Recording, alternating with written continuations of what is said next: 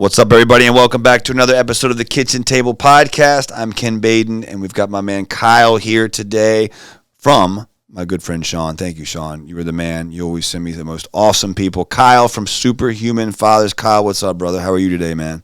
Good, man. Yeah, I'm glad Sean hooked it up, man. I know if it's coming from him, we're going to roll. Right, exactly. And that's actually, we were just talking about that because we've been blessed. Really, man, we've been blessed on the show where like we've kind of hit that point where, and mind you, I don't make anything, right? I do this because I genuinely like doing it. I love the networking. I love providing value for folks in my niche, and but the networking is second to none. The people you get to meet, the people we've gotten marketing set up from this, like free marketing. We've gotten, board members. We've gotten, people that we've done business with, people that have done business with us. It's beautiful, man. And Sean is somebody who's connected me with some really awesome, powerful people. In fact, our most recent, I would say, like, to me, my most exciting, because you get people on, Kyle, like yourself, right, where I'm like, all right, I know I can kind of be myself, be me, and just be real. We connected me with Scott Hogel, the author of Persuade, and also iHeartRadio, like, I think he's the president, and just a freaking superstar, man. And I was like, not myself. I was like, I don't know. I think I might have been, maybe it was intimidated or just like really like I was so pumped to get to interview the guy. So Sean is the man, and I don't know. I love Sean dearly, man. He's always like, I got somebody for your podcast, man. Like. And he just randomly pops up like every few months. He's just got somebody for the podcast. I'm like, dude, you're the man. So I owe to him, Sean, again, a very special thank you for bringing us Kyle. Kyle, you got one of the coolest concepts. I was excited to do this. I know we had to reschedule a couple times. But Superhuman Fathers, like, that's one I haven't heard. I've heard a lot. I've seen a lot. The different masterminds, the groups, the coaching groups. Tell us first and foremost, like, I think the name probably gives us a little bit of insight. Tell us a lot, and tell us what is, first and foremost, Superhuman Fathers. What are you guys all about? Yeah, the name, bro, like, I was a fireman for 15 years, and I got off on one of my days off. I think I had just got forced for a third day, so I was off on my fourth day, and I got 5 kids, and this was like 3 years ago, and usually I'd get home and we would work out with the boys, and then we would go skateboarding. And it was like Christmas for me, man. Play my guitar a little bit, go skate with the boys, and we had just lifted weights. And I sit down to put my skate shoes on, and I just had this premonition. It was really weird. It was like the word Superhuman Fathers went in my mind. And I had been thinking over the last prior days before that, how I was kind of an asshole, and that I had this trigger to like yell at my kids and be a little critical to my wife. And I was wrestling with this truth that was hitting me because I was a good man. Like, I served people. I was a fireman. I was disciplined. But I knew there was something else, and the Superhuman Fathers came to my mind. And so this idea said, make an Instagram account. I didn't even know how to post on Instagram. So I go in and I just was like, create account, and I put Superhuman Fathers. My kids are like, Dad, are we going to go? I'm like, yeah, hold on a second. And I start this account. And I thought, well, what now? And I just heard this, not with my ears, but that premonition. I heard this speak. I pushed the live button, and I just said, hey, I don't know what this is. I don't know what this is going to turn into, but I can be an asshole sometimes, and I'm going to try to be better. Stop, send. And that was literally the first thing I ever did with Superhuman Fathers. In the meantime, at the firehouse, I'm training guys in fitness. I have my own app, 10 years for free, getting guys jacked. Yeah. Right? So I've got these two different things I got going on. I've got the Superhuman Fathers thing now. I'm posting every day, reporting how I'm doing with my anger and my attitude towards my wife and kids. And I'm training guys in the firehouse. And at some point, those two things came together, and I put the transformations out to the world, and fathers started coming in droves. So it's this mix between discipline, fitness, savagery, and this like softness of being a kind and patient, loving father that creates a safe environment for his kids and his wife. And those two concepts, to have both at a high level, is what a superhuman father is. That's awesome, man. So it is in the name, in that it's obviously for fathers to be the very best they can possibly be. But I love that you implement fitness, and which that's all part of it, man. Like, it's just like in business, you know, we talk about the discipline that it takes to, you know, get to a certain physical status. Like applying that, you know, you see these guys that really take great shape, or that take great pride in their, some of them are like former bodybuilders. And then they go into business and they have like this seemingly overnight success. It's like, well, these guys are discipline machines, man. You know what I mean? And so I could totally see the parallels where like fitness, because some might be like, well, what the hell does fitness have to do with being a good father? It's like, well, your first thing, you're setting a great example for your family and how to take care of yourself, right? Especially your kids, but also like being a physical, strong force to be able to protect your family. And frankly, just taking care of your health. You feel better, you look better, you know, literally the endorphins, all that, the dopamine, like you physically feel better, you feel more confident. Like there's just, I don't see a downside, frankly. So I would actually argue, like, how is it not, you know, being a better father? Taking what isn't is getting overweight, feeding your family crap, right? Like setting the example of like being overweight and just not taking care of yourself for your kids and your family, you know. And I would imagine too, if you're doing that, investing in yourself, that gets passed on to the family, I guess. Is that encouraged in them? Yeah. So the whole idea is this: like, I have sons. My sons will look for leaders. They will look for leaders who they want to be like. So if I don't resemble what they want, they won't follow me. My voice has less power. So if as many holes as I can plug in the physical realm, if I can build a physical monster that they're like, I want that. I want to look like a superhero like my dad. If I can make money, they say, that's successful. I want that. And so they listen to what I say. So the idea is to build yourself in all aspects, so that when they think of who they need to ask questions to, who's the wise man in my world that has the results that I want, they turn to their father. Secondly, if a man lacks confidence, he will lie. And when he lies, he puts on a mask. And when he puts on a mask, he cannot feel. And when he cannot feel, he disconnects with people.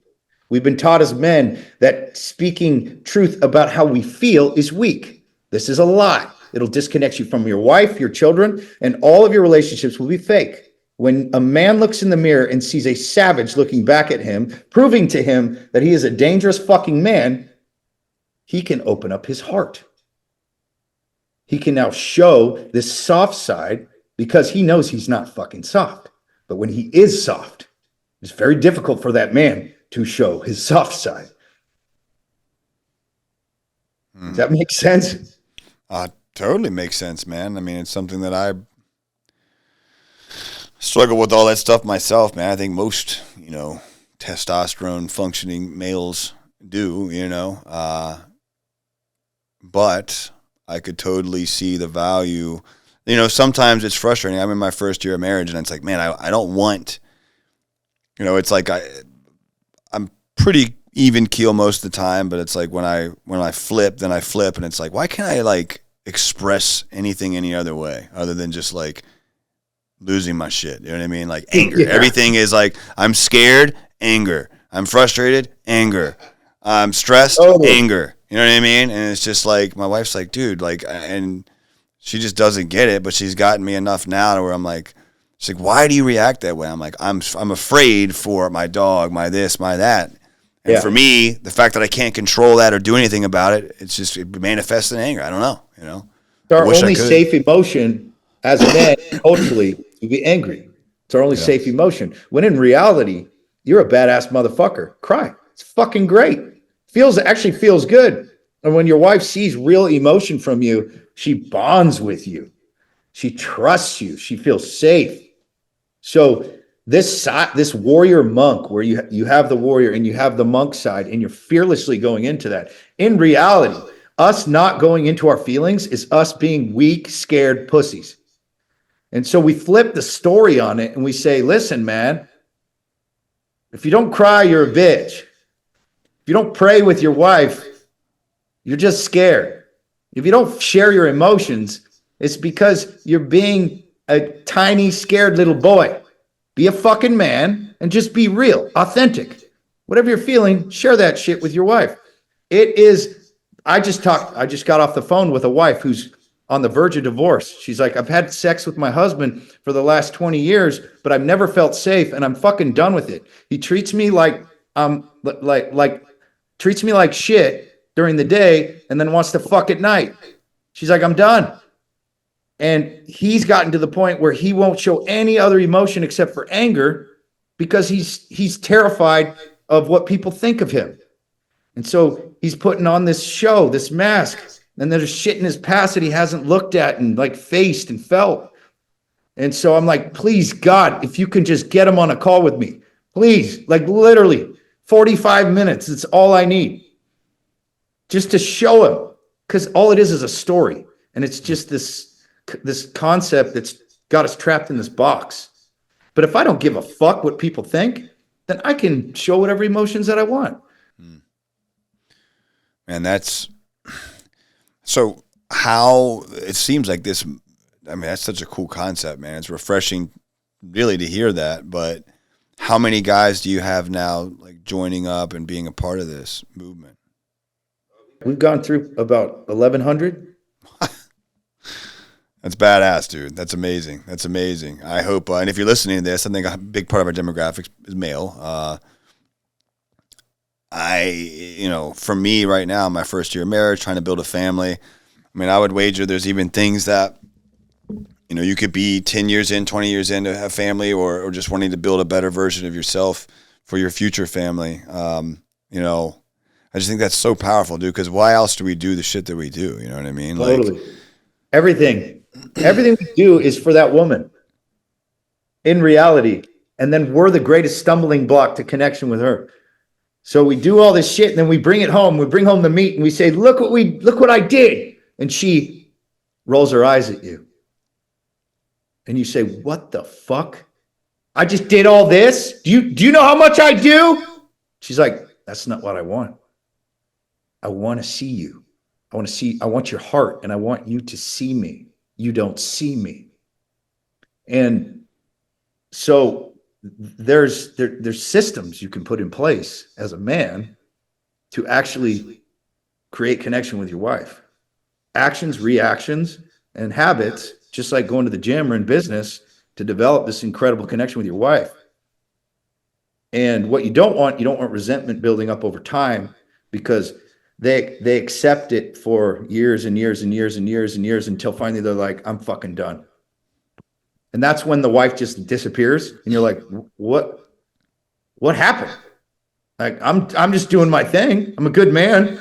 I make money. I take care of the family. What happened? She never felt you.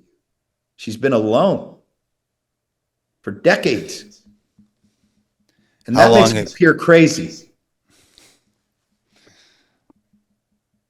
How long have you been, I was going to say something, but I'm not. I was dangerous grounds, crazy women, this and that. I'm like, nah, I'm not going to say anything.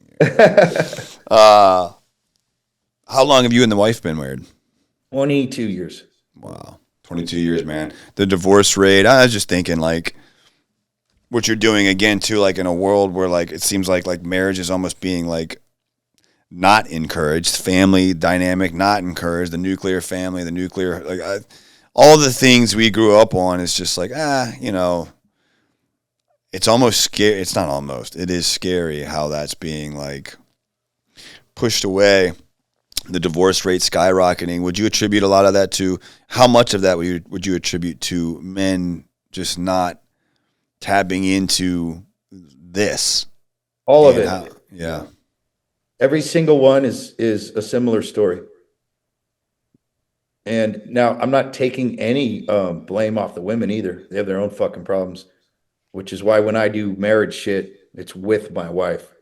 Because if I'm just working with the guy, there's only so much I can do. She has to see and understand him also, because none of us are going to be perfect.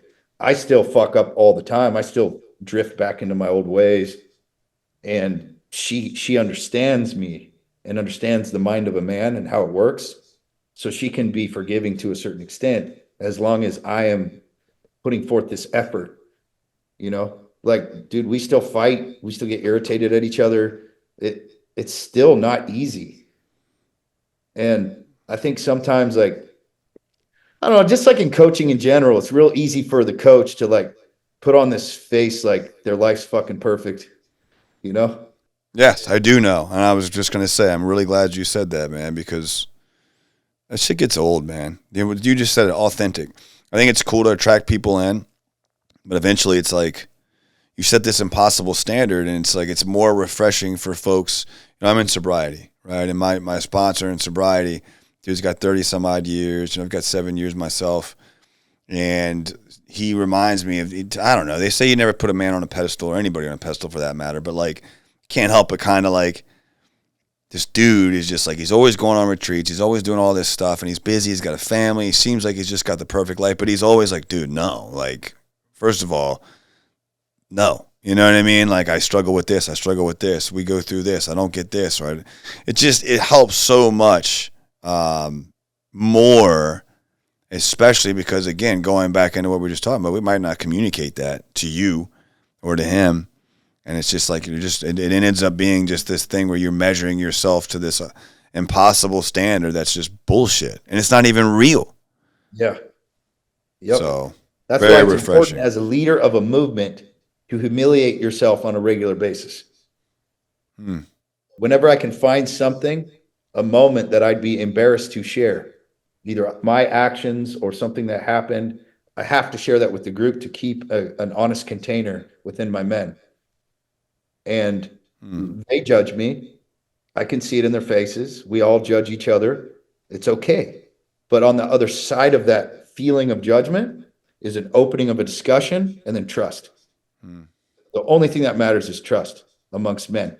When you have a group of men, if they can be honest, truly honest with everything, no matter how fucked up it is, and that honesty is accepted, realizing that we're all fucked up. I've never met a man that wasn't fucked up. I've worked with all men on all levels, all income levels, every religious background, all of them. All are fucked up, including myself. And when you just accept that as reality, now we don't have to hide anymore. We can just be like, not this is what happened 10 years ago. This is what happened yesterday.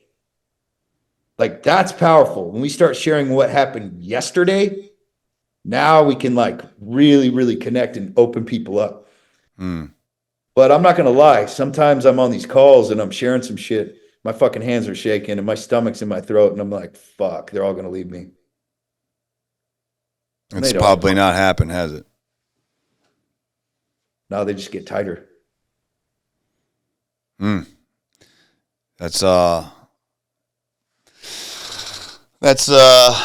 brave as shit, man, because I'm thinking about some of the things I'm like, I don't know if I'd want to, you know what I mean? But yeah, totally. It's fucking terrifying. That's telling awesome, the truth is the scariest thing in the world. Being utterly honest is the most terrifying thing to do. Why do you think so many of these influencers and coach types, I mean, I guess it's probably obvious, but they're just full of shit. They just don't show anybody. Do you think it's the obvious where it's just like, oh, well, they show what's attractive, but it's like they're doing themselves a disservice in a way, not doing what you're doing, which is like, well, yeah, but you're not, it's not sustainable. Yeah, because on the front end, it's going to cost you money because there are people that won't buy from you because you're not perfect. But over the long term, you're going to build a foundation and a following of people that truly trust your message and what you're doing. So that's the hard part, especially when like money's tight. And I mean, I've had these times where like there's a lot of revenue coming in, but I got a lot of payouts and I got to make payroll and fuck. I got to tell the guys that I coach business to my fuck up in business and tell them that I'm struggling to make payroll right now. They're paying me to teach them. Mm. Fuck. That's impressive, man. I mean, and you tell them that. Like, that's fucking impressive, really. Because you're right. That is a tough one. But I'm so glad you said that because that brings me to, and I'm not going to say any names or anything, man, but I've paid for a lot of coaching. And a lot of times we see it or we already know it. Like, once you get in and you're like, wait a second, this math ain't mathing, you know what I mean? Or what you're saying doesn't jive with what I'm seeing, or you're like, wait a second, you're teaching me business, or you're supposed to be coaching me in business, but like, what business have you ran outside of, or whatever, right? Like, so we make those connections inevitably, anyhow, when you get a bunch of entrepreneurs in the room. So it's like you almost have to address that. Yep. And a lot of it is like, especially in coaching and groups, like the group is the power. So like I don't have to carry all the burden of all the wisdom and information, right? So I can come in and say, listen, I've never done this before, or when I did it, it actually didn't work. So, but it came from this book, and this is a trusted source. And I also know Jeff has used this and it has worked. So Jeff, why don't you tell us about your experience after I run through this framework? And then maybe I can see where I fucked this up so that it wouldn't work. And Mm. it creates this environment of trust. I have a lot of strengths. Like one of my strengths is like I'm really good at getting guys fucking ripped. I know what I'm doing. I also have an incredibly connected marriage after 22 years. I've never met anyone who has a marriage like mine with 5 kids and the stress that we're under. So I can say things that I'm really good at, but I also have to share the things that aren't my strong suit. So if someone's asking me about business, like I'm a 3.5 year entrepreneur. The fuck do I know? Yeah.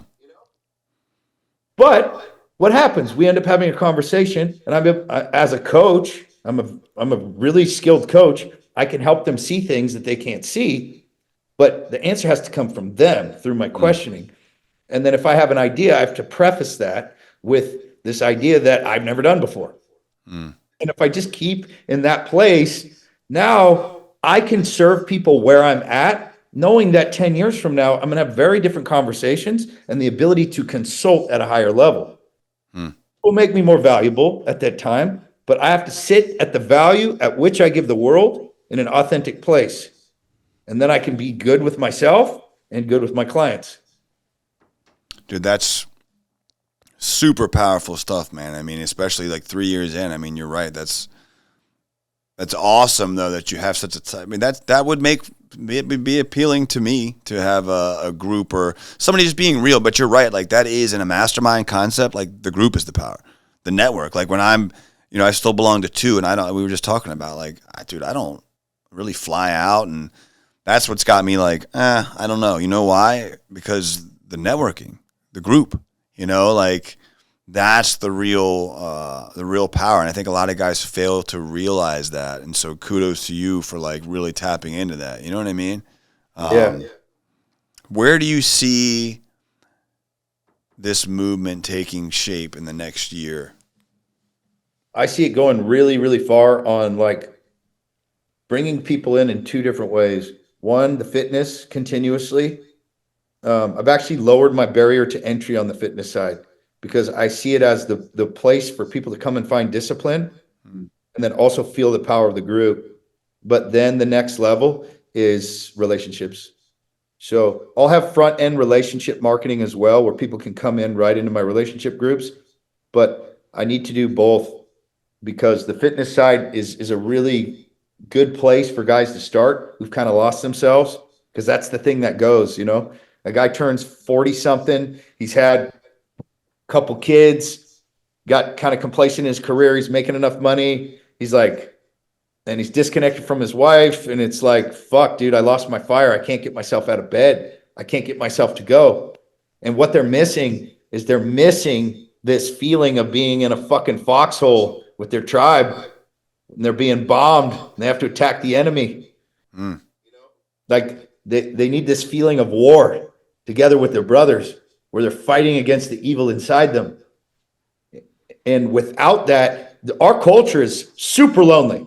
Like Oh my men go just God. by themselves. They don't know their neighbors. They have minimal friends, and the friends they do are kind of like fake. And so they sit here utterly alone, wondering why they can't get out of bed in the morning when the alarm goes off. And it's like you have zero accountability and you have zero purpose.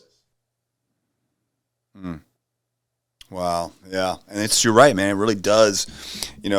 I was talking to a friend of mine and we're right up against it, but I won't take too much time. But just the differences in cultures. He's from Jamaica and he's like, I can't believe that I don't know all of my neighbors. We're all strangers here. And so I could totally see the value in like, I know so many folks and I refuse to be one of them, but I could even benefit. But just like you look at, I think it's almost more normal to like look out among the masses and see like, and my wife talks about this. So like anytime you see one part of that relationship go and like get fit, it's like, see ya. You know what I mean? Like they're on their way out because they're not doing it at the same time. They're both disconnected. And so like I could just see so much value in making sure both are doing these things. Both are, and like really just reigniting that flame, man. This is awesome stuff, dude. I'm really stoked to have had you on. And I hope if you're listening to this, I'm going into my 40s. This is the last year or two of my 30s, man. So like, I'm trying like hell to build the best framework I can right now, build a family. But like, if this sounds like you, where can guys find you at, Kyle? Yeah, Instagram's the best place to get to know me a little bit. You can DM me. I'm all over that shit. And then superhumanfathers.com is one of our pages you can go to. Superhumanfathers.com. And then what's your Instagram? At Superhuman Okay, at Superhuman Fathers. Awesome. DM him. If you're listening to this and you want to tap into that what did you say? Not chaos. Something even better. Savage, man. That inner savage. I mean, it doesn't have to start at like bodybuilding, dude. Just like get up and get out and get after it and be around like-minded folks. I think Kyle's got a great thing going on, man. Kyle, thank you so much for coming on and rocking out with this, man. I'm looking forward to getting to know you better, man. I'm actually really, really pumped about this, and I think this is an awesome thing. I think we need to see more of this in society. So thank you, brother. Check him out. If you guys haven't gotten started on building the best you, now's a perfect time to start. Thank you again, Kyle. Appreciate it, man.